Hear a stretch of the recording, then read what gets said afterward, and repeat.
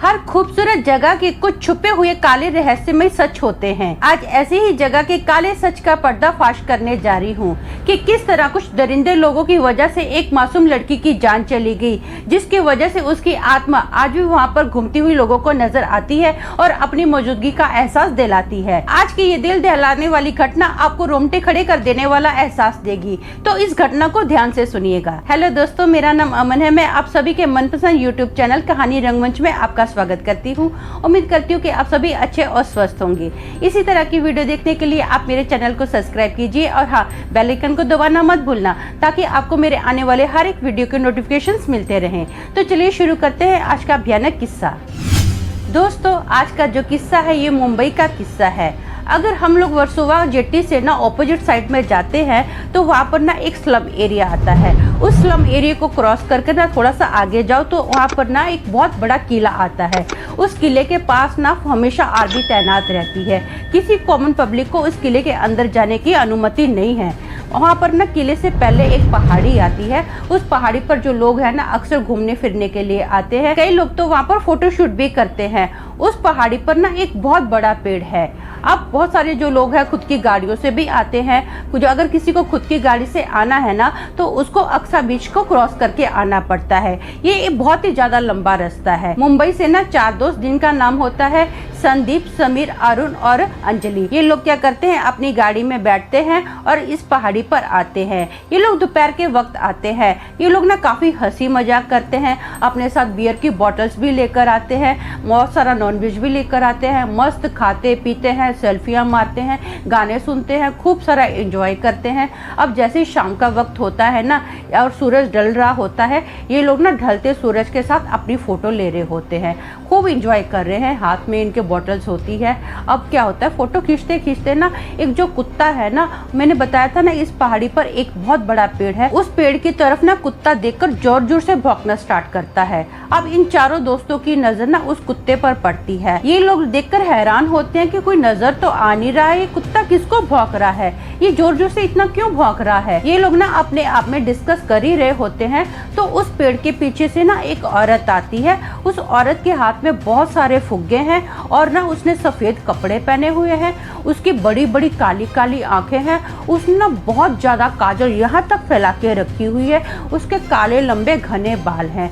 वो जो औरत है ना धीरे धीरे इनके पास ही आ रही है। ये लोग ना उस औरत को देखकर आपस में डिस्कस कर रहे हैं कि ये औरत कहाँ से आ गई है, क्योंकि पहाड़ी पे आने का तो एक ही रास्ता है। जिस रास्ते से आई है उसके पीछे तो खाई है और खाई के नीचे बहुत गहरा समुद्र है, तो ये उस रास्ते से आई तो आई कैसे। अब ये लोग ना आपस में ये सारी बातें डिस्कस कर ही रहे होते हैं। वो औरत इन लोगों के पास आती है और बोलती है, गुब्बारे ले लो साहब। अंजलि को ये बात सुनकर ना बड़ा अजीब सा लगता है कि ये तो अजीब से तरीके से बोलती है। वो फटाफट बोलती है, हमको गुब्बारे नहीं चाहिए, आप जाओ यहाँ से। तो वो फिर से बोलती है, गुब्बारे ले लो साहब। अब संदीप को उस औरत पर तरस आता है। वो थोड़ा पैसा देता है और गुब्बारे ले लेता है और वो जो गुब्बारे है ना हवा में छोड़ देता है। ये लोग फिर से आपस में पीने स्टार्ट कर देते हैं और हंसी मजाक करना स्टार्ट कर देते हैं। थोड़े ही टाइम के बाद ये लोग ना पहाड़ी के नीचे उतरते हैं। नीचे उतरने के बाद ये देखते हैं कि वही औरत पहाड़ी के नीचे खड़ी है इनसे पहले। ये लोग सरप्राइज हो जाते हैं कि ये हमारे से पहले कैसे आ गई, हमने तो इसको पहाड़ी पर देखा था, अब ये हमारे से पहले नीचे उतर के खड़ी है। अब ये लोग ना इस बात को फिर भी ले दे करते हैं। वो सोचते हैं कि चलो हम लोग ऐसा करते हैं, अपनी गाड़ी के पास जाते हैं। अब ना जब गाड़ी के पास जाने का रास्ता है वो ना एकदम पतला रास्ता है। मैंने आपको बताया था कि एक बड़ा सा किला है। उस गली का जो रास्ता है ना वो ऐसा है कि एक साइड तो किले की दीवार है और दूसरी साइड क्या है, छोटे छोटे पत्थर खड़े हैं उस दीवार के साइड लगे हुए, और बीच का जो रास्ता है ना बहुत ही छोटा सा पतला सा रास्ता है। बहुत कम लोग उस रास्ते से आ जा सकते हैं। अब ये लोग ना उस गली से निकलने वाले होते हैं तो ये लोग देखते हैं कि वो जो औरत है ना रास्ते के बीचों बीच खड़ी है। ये लोग एकदम चौंक जाते हैं। ये लोग सोचते हैं, यार हमने तो इस औरत को अभी पहाड़ी के नीचे देखा था, ये गली में कैसे आ गई। हम लोग सीधा सीधा चल रहे हैं, हमारे सामने तो ये आगे आगे चल भी नहीं रही थी, ये अचानक से गली के अंदर कैसे प्रकट होगी। ये लोग अभी आपस में बातें कर रहे होते हैं, बहुत ही ज्यादा चारों के चारों टेंशन में आ जाते हैं। और वो जो औरत है ना जोर से बोलती है, गुब्बारे ले लो साहब। अब ये देखकर ना जो अरुण है उसके तो हाथ पैर कांप जाते हैं। वो क्या करता है, फटाफट अपनी जेब से पैसे निकालता है और उस औरत की और ऐसे दिखा के ना जमीन पर रख देता है। बोलता है हाँ हाँ हाँ, हम आपके गुब्बारे ले लेंगे, हम आपको पैसा भी दे देंगे, प्लीज आप हमको यहाँ से जाने दीजिए। वो जो औरत है ना कुछ गुब्बारे तोड़ती है और ऐसा सीधा हाथ करती है और जो गुब्बारे हैं ना हवा में उड़ते हुए इनके पास आते हैं।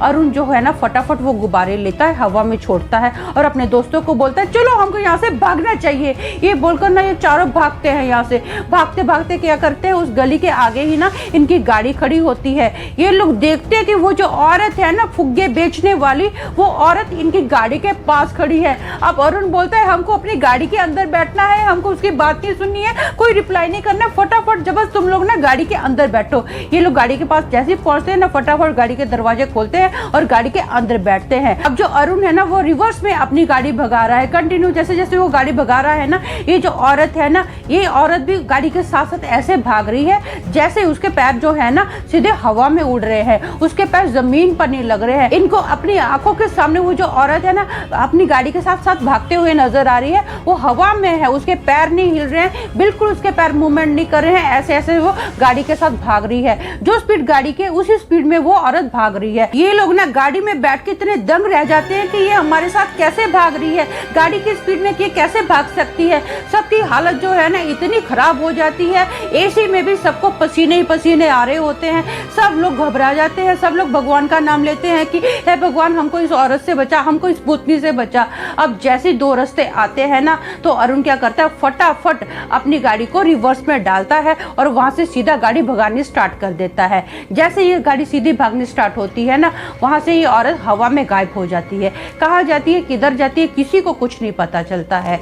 ये लोग अपने घर पर आते हैं और अगले दिन ना इस औरत के बारे में ये लोग थोड़ी डिटेल निकालते हैं, आसपास के लोगों को पूछते हैं तो इनको पता चलता है कि ये जो गुब्बारे वाली औरत थी ना, इसके साथ बहुत कुछ यहाँ पर गलत हुआ था। मैंने YouTube गाइडलाइन के हिसाब से यहाँ पर बोल नहीं पाऊंगी कि इस लड़की के साथ क्या हुआ था, लेकिन कुछ गंदे घटिया लोगों ने ना इस लड़की के साथ बहुत गंदी हैवानियत की थी, जिसकी वजह से इस लड़की की मौत हो गई थी। और मरने के बाद भी इस लड़की की जो आत्मा है ना यहीं पर भटकती रहती है और लोगों को अपनी मौजूदगी का एहसास करवाती है। तो दोस्तों मेरा मानना ये है कि मरने के बाद इस लड़की की जो आत्मा यहाँ पर भटकती है ना और लोगों को डराती है, ये कुछ गलत नहीं कर रही है, क्योंकि सबसे पहले समाज ने इसके साथ बहुत बुरा किया है। अब अगर इसकी आत्मा लोगों को डराती है तो इसमें कुछ गलत नहीं है। देखो किसी के समझाने से या किसी के रोकने से गंदगी रुक नहीं जाएगी, जिसको गंदा करना है ना वो तो करके ही रहेगा। बेचारे मासूम लोग कल भी पीसे जाते थे, आज भी पीसे जाते हैं और आने वाले कल में भी पीसे जाएंगे। खैर ऐसी तड़पती और भटकती आत्मा के किस्से तो बहुत सारे हैं। अब कोई क्या कर सकता है आप ही बताइए। तो आज के लिए बस इतना ही, कल फिर मिलूंगी और एक भयानक किस्से के साथ। तब तक के लिए शालोम, शांति और सलाम।